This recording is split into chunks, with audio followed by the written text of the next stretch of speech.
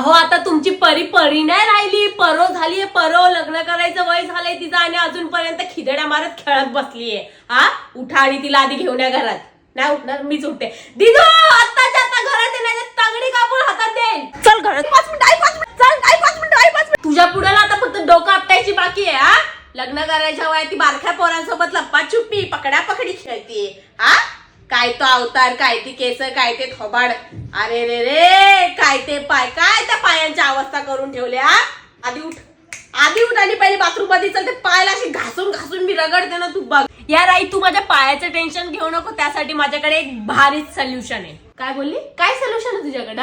हे बघ माझ्याकडे सोल स्किनचा ना फूड पिलिंग मास्क आहे. हे प्रोडक्ट युज करायला ना अगदी सोपं आहे. सर्वात आधी तर तुम्हाला तुमचे पाय स्वच्छ पाण्याने धुवून घ्यायचे. जसे आपण सॉक्स घालतो ना तसंच आपल्याला हा मास्क आपल्या पायामध्ये घालायचा आणि हे फक्त आपल्याला 2 तास घालून ठेवायचंय आणि त्यानंतर हे रिमूव्ह करायचं आणि स्वच्छ पाण्याने पाय धुवून घ्यायचे. लगेच तुम्हाला काही रिझल्ट भेटणार नाही, पण 5-6 दिवसानंतर तुम्हाला दिसेल की तुमची स्किन आता पिलिंग व्हायला स्टार्ट झाली. आणि स्टार्टिंगला मला असं वाटायचं की हे काढताना खूप जास्त दुखेल, पण असं अजिबात नव्हतं. आणि तुम्ही बघताय माझे पाय किती घाण दिसतात. जास्त गंदगी माझ्या पायामध्ये लपलेली मला माहित पण नव्हतं. थँक गॉड माझ्याकडे सोल स्किनचं फूड पिलिंग मास्क होतं, कारण की या एका प्रोडक्ट मुळे माझे पाय अशापासून ते असे झाले. या एका प्रोडक्टने माझे पाय किती जास्त शायनी आणि क्लीन केले. आणि जर तुम्हाला पण हे प्रोडक्ट हवं असेल ना तर कमेंट मध्ये लिंक टाईप करायला अजिबात विसरू नका. अरे वा, हे तर एकदम भारी प्रोडक्ट मागवलं तू. असं ते दिमागाचा पण असा कव्हर काढता येईल ना तुझ्या, असा प्रोडक्ट मागवतो. तुला त्याची गरज आहे तुला.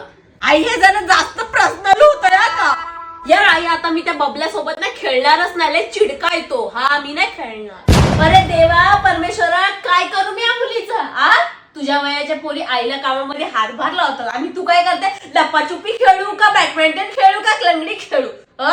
उद्यापासून जर खेळायला बाहेर गेली ना तंगड्या करून हातात येईल. 21 वर्षाची घोडी झाली तरी ना अजून खेळायचंय.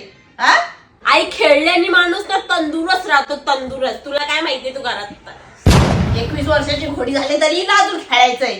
आयुष्याचा खेळ झाला तरी चालेल, पण खेळणं मात्र सुटलं नाही पाहिजे ना.